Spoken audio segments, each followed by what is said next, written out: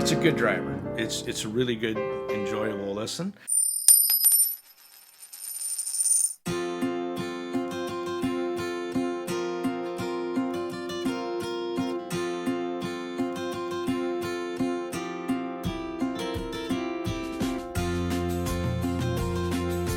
Ooh, okay, I gotta turn that down. It's a wonderful IM.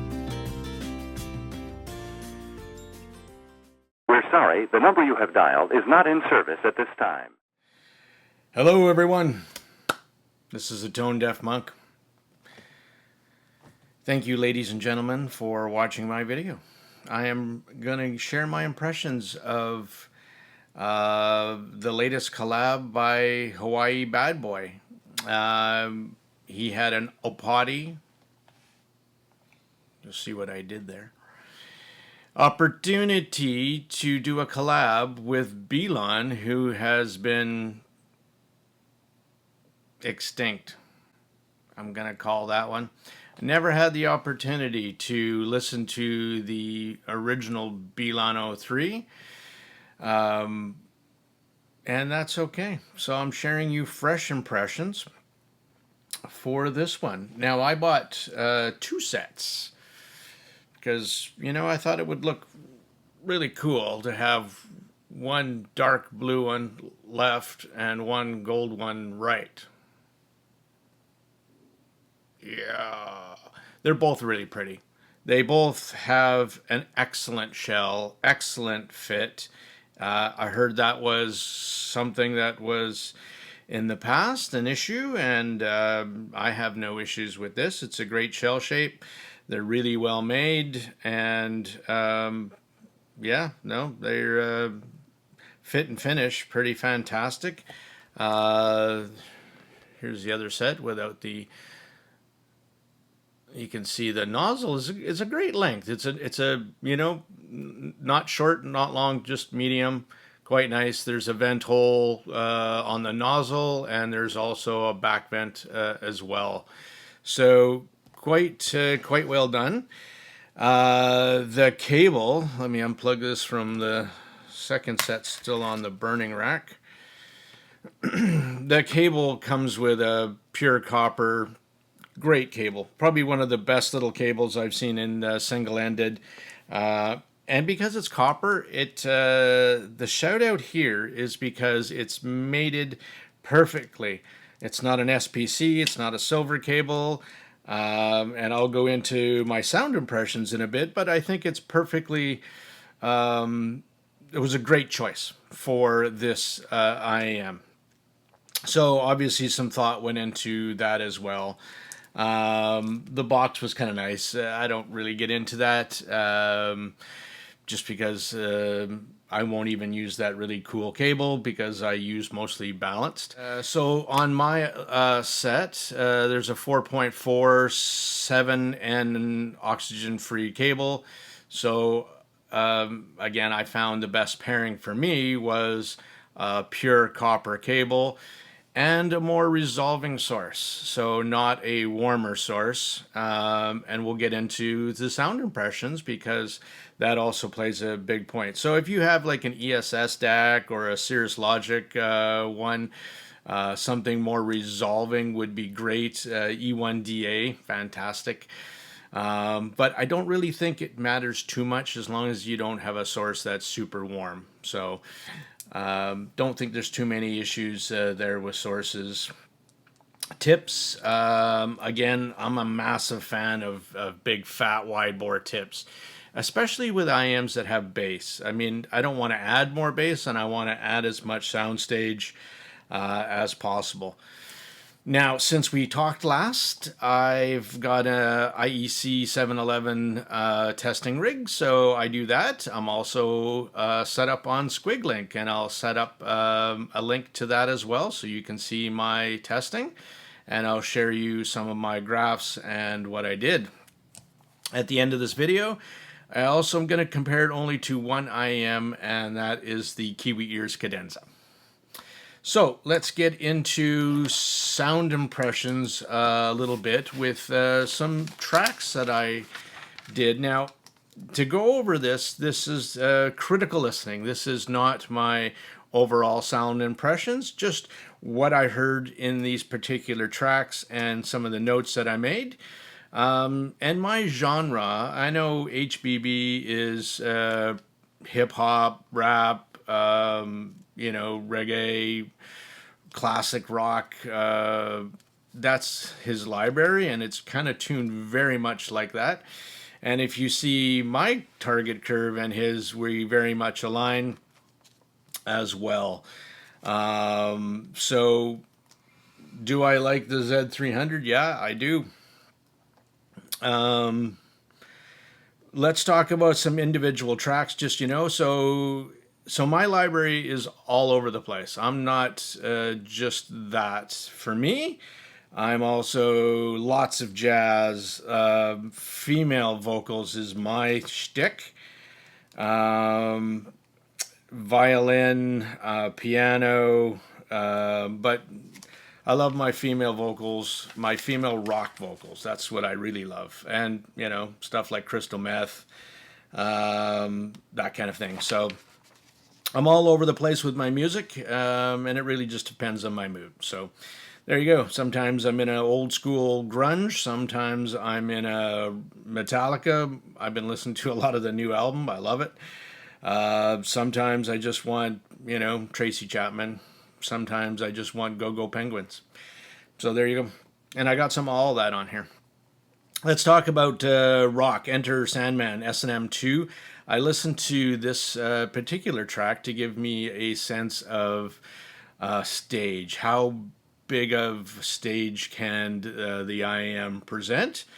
And with the Z300, it did a pretty good job. Now, to be fair, I've also been listening to Fur Audio's XE6. It's $4,000.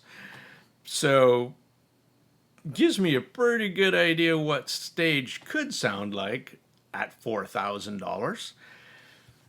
And so you throw a $35 pair of IAMs in, and really, how do they do? And honestly, not bad at all. I mean, pretty good.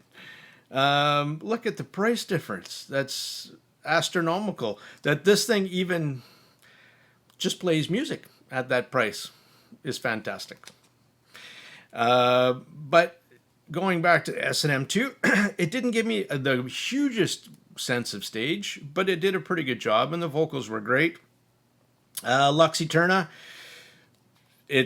I want to listen to the fast, punchy bass, and it did a pretty good job. The driver on the Z300 is a great quality driver, you can tell.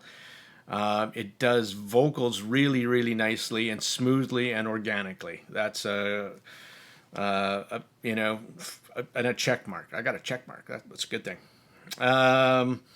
When it comes to stuff like Massive Attack, Unfinished Sympathy, it goes really low and it sounds really great. It's a good driver. Absolutely. Male vocals, Billy Joel, very organic. Now we get into stuff like Go-Go Penguins. And so here I'm getting a really good sense of the Z300. There is some mid-bass bleed with the Z300 that you can pick up. And it does affect the overall presentation in a way. And it doesn't happen lots, but there is some there that is noticeable if you're trying to critical listen, okay? If you got these things in your ears, you are just going to chill out and mellow out and enjoy the music. But as a reviewer, I want to tell you what I heard trying to critically listen to it.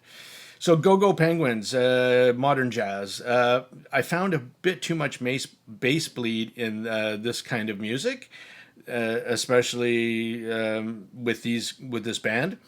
And it does affect overall dynamics and balance. It puts too much weight into the bottom end, and you don't get enough into the high end.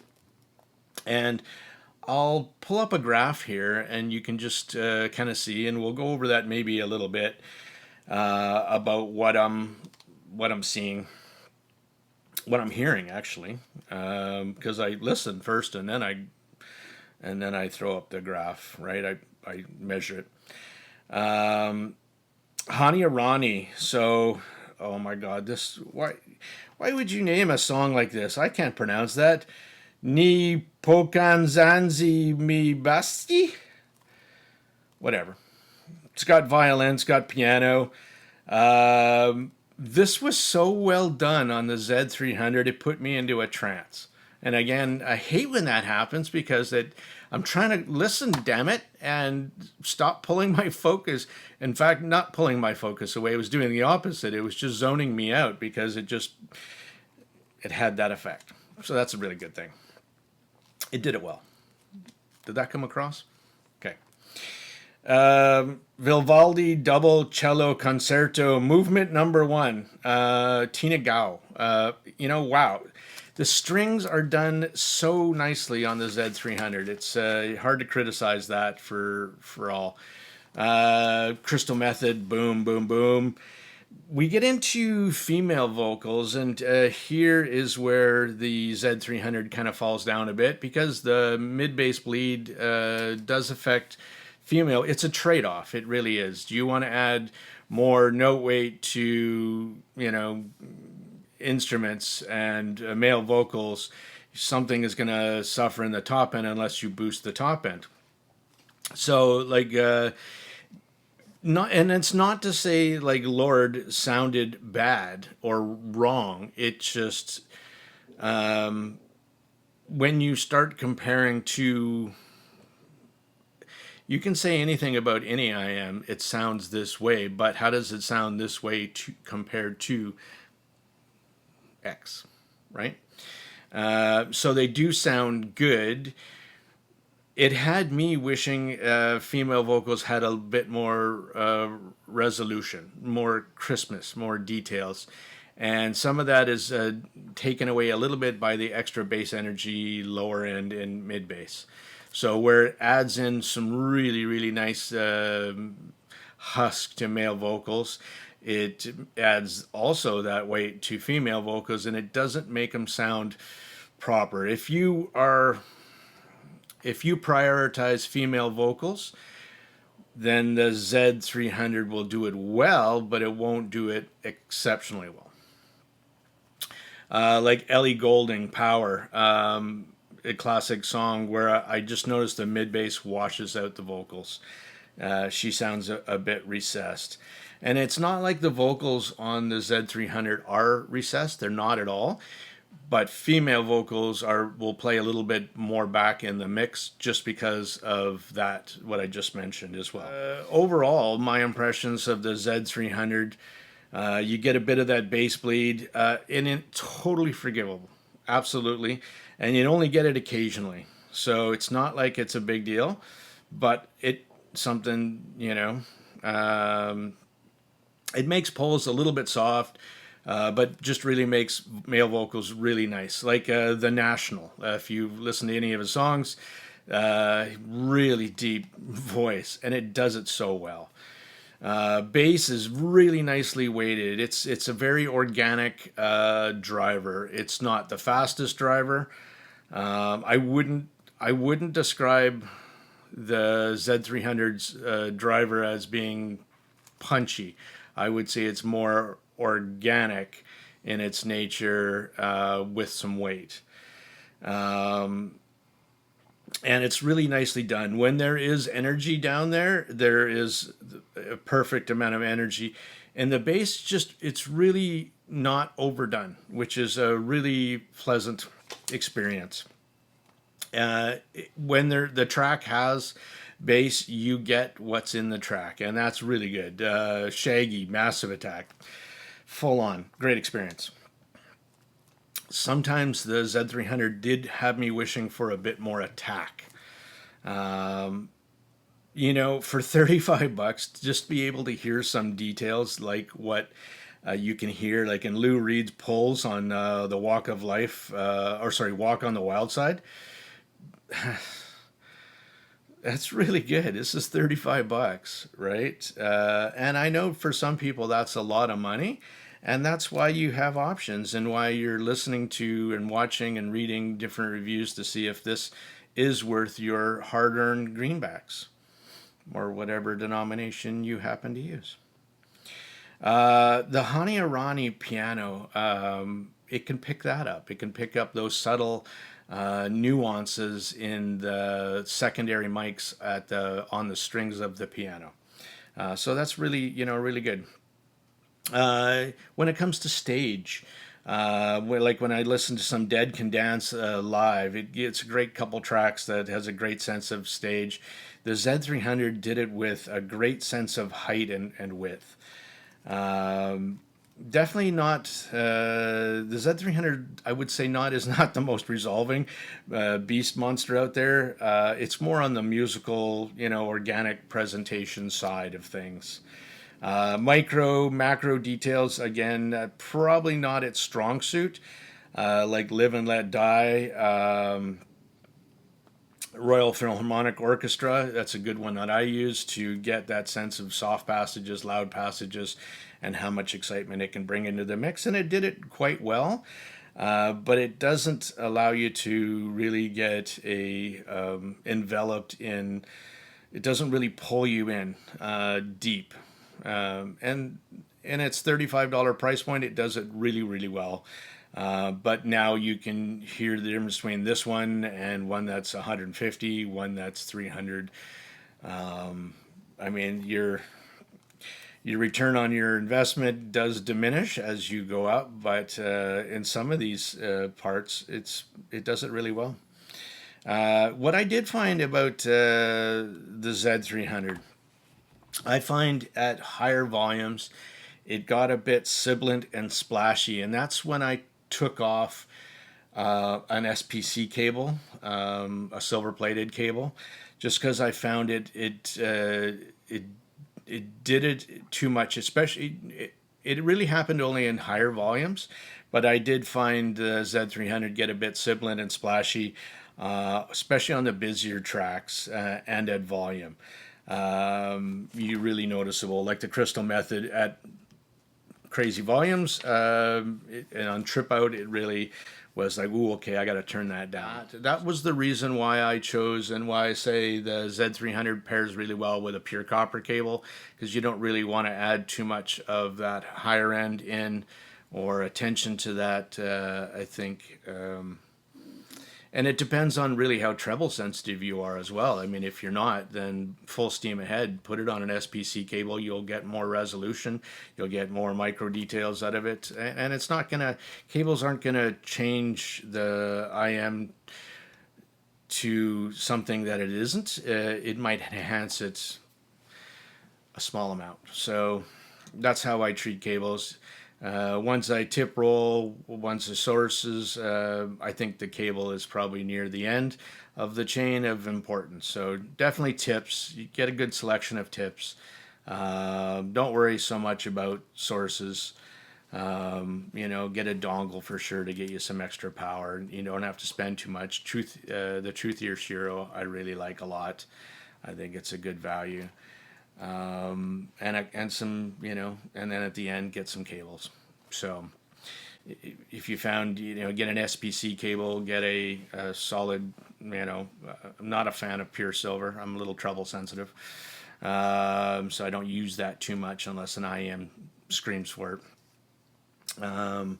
Let's do a comparison to now the cadenze. Where are you, cadenze? Here you are. So this is the Kiwi Years cadenze, and I will punch up the graph, and I've had this one for a while. I thought this was the best inexpensive IM, and it's the same price as the Z300. It's $35.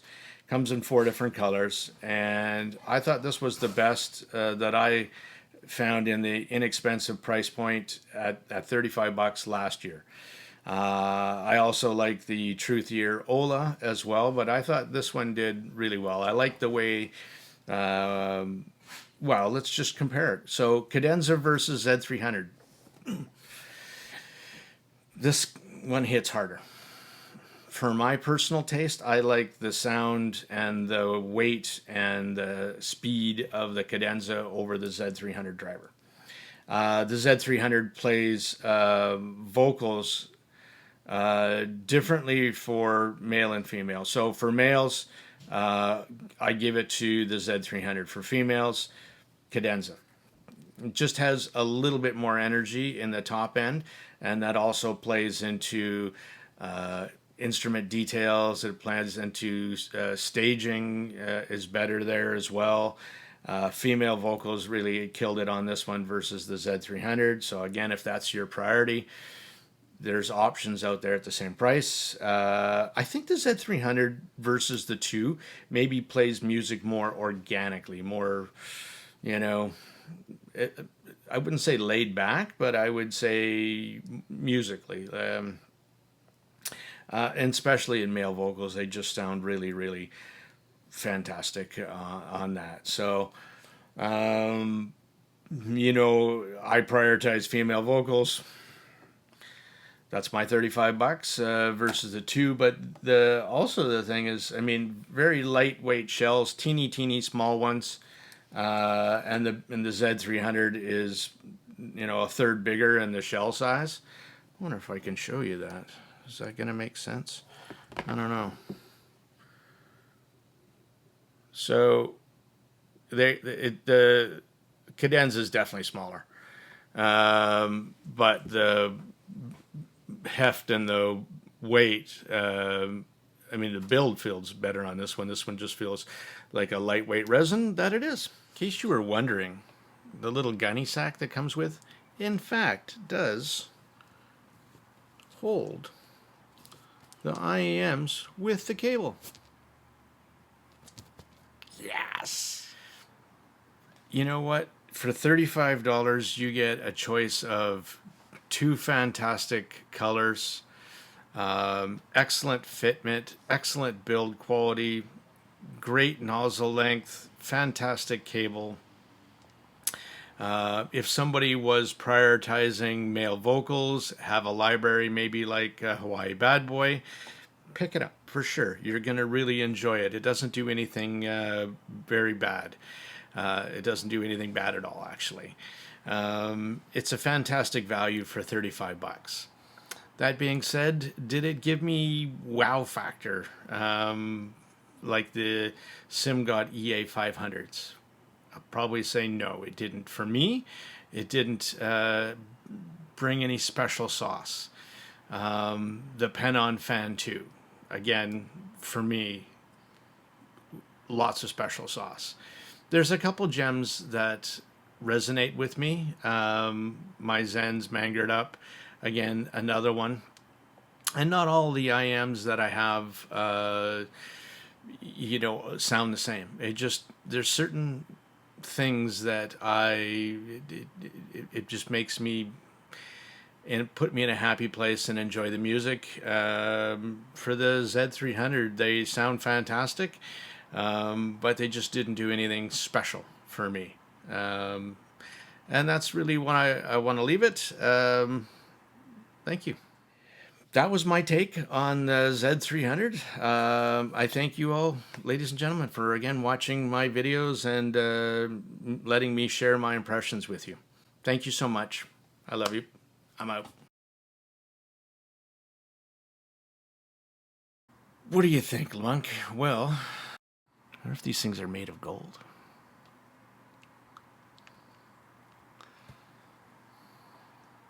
Possibly. Who is your daddy? And what does he do? Well, he makes collabs and makes wicked ones.